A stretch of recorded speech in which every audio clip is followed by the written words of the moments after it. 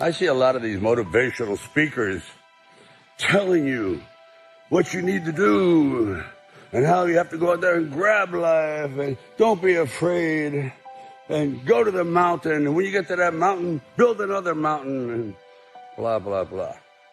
You got all the answers. You're born with common sense. You may not believe it, but you have the answers. They're embedded in there. You know them. Just like all of a sudden, what? They gave them wisdom and not you? Come on, we all have it. I believe a lot of it is in our DNA. We're programmed to survive. Not just exist, to survive, prosper, go forward, blah, blah. You get it. So what I'm saying to you is this. A lot of these guys, women, have good ideas. They're very motivational, but motivate yourself because you have the instincts, you have the knowledge. The lesson lies in learning, and by teaching, you'll be taught. It's all there anyway, just needs to be sought out.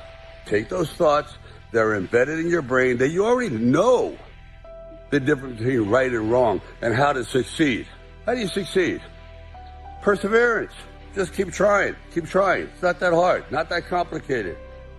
I notice every year people make resolutions and maybe 5% stick. Because somehow along the way we sort of lose track of that ambition, that thought, and we say, I don't know if I can handle this, and I guess the word is we quit. I have, certainly on many times. But sometimes the word quitting gets a bad rap. By that I mean, if you're on the wrong path, you're on the wrong trail, you're going after something and it's just not working, period. It's just not flowing naturally. And you've been at it for a while, you go, I quit. Good. I did. And it opened up 1,000 new doors for me. So sometimes quitting is necessary to find your proper place in the world. By that I mean, in the early 70s, I went to New York with great ambition. Didn't know a person, like 8-9 million people, and me, not one person. And I went there to be an actor. And let me just tell you, that was a bomb out. Man, did I crater. It was not pretty. So rather than completely go back and maybe drive a forklift somewhere, I said, okay, I really do love the film business. I love stories. I love telling stories. I'm not that good at it. At least I had never proven myself. And I started to write. And I would go into movie theaters with a really cheapy tape recorder. I record the dialogue. I think the first film I did was Easy Rider. And then I would try to write different dialogue. Kind of a contest. Not that I succeeded, but it's the effort that counts. But slowly but surely, I thought, wow, each screenplay is getting better. The first 5, you wouldn't line your bird cage with it. Nope. You wouldn't train your puppy on it. Nope. But around the 5th and 6th one, I went, not bad. And if I had never done that, I wouldn't be talking to you today. Because I had to go out and write my way into my future. No one was giving it to me. I wasn't one of those lucky guys that, you're at the right place at the right time. You're just exactly what we're looking for. When just the opposite was true. They say, you're not what we're looking for. You slur, you're this, you're that, you're kind of a type, you're thuggish, whatever term they used. And some of it was pretty damn brutal. Today I look back on it with humor, but at the time it hurts because words hurt. Words are verbal bullets, and they can shred you. But I just turned a deaf ear to it because I had no other recourse. I was going to be something in this business.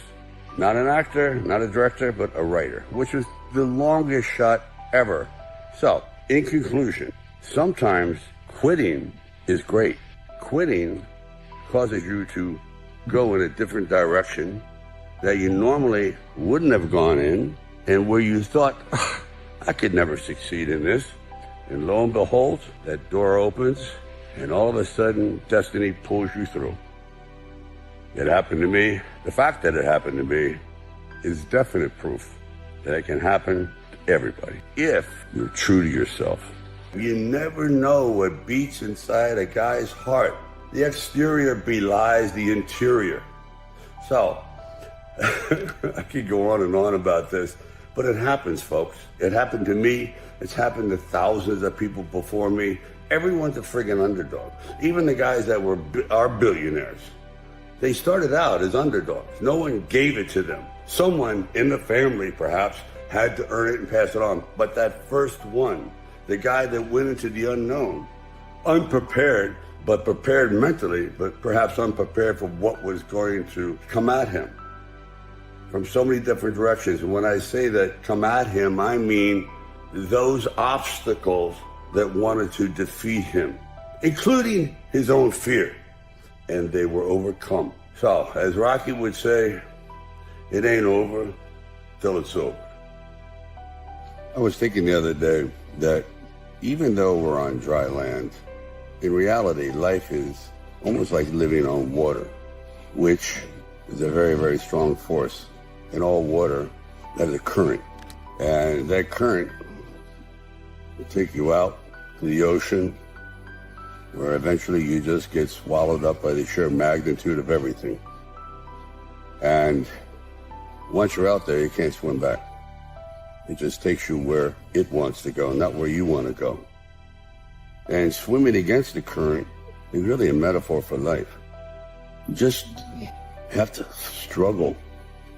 It's a struggle to achieve one's goals, which is really difficult. It's hard.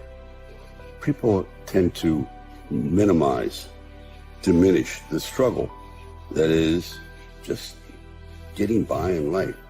Quite often it's just easy to go with the current, but to be an individual, to feel as though you did your best in the game of life, you got to swim against the current. And boy, it's fatiguing. But when you get to the other side, when you can climb out of that water and you're at the place you want to be, in that unexplored area, kind of like reminds me of the extraordinary optimism of explorers. Imagine 1,000 years ago, setting sail for the complete unknown. You have no idea. At one time, they thought the earth was flat, you just go over the side and you die, but you still went. Were there sea monsters, or this, that? I mean, all kinds of dangers. You're going into an absolute abyss. Yet, what keeps you going? Is you know there's something better out there if you're willing to face the danger, the unknown. That's the journey of life. And it's invigorating as well as challenging.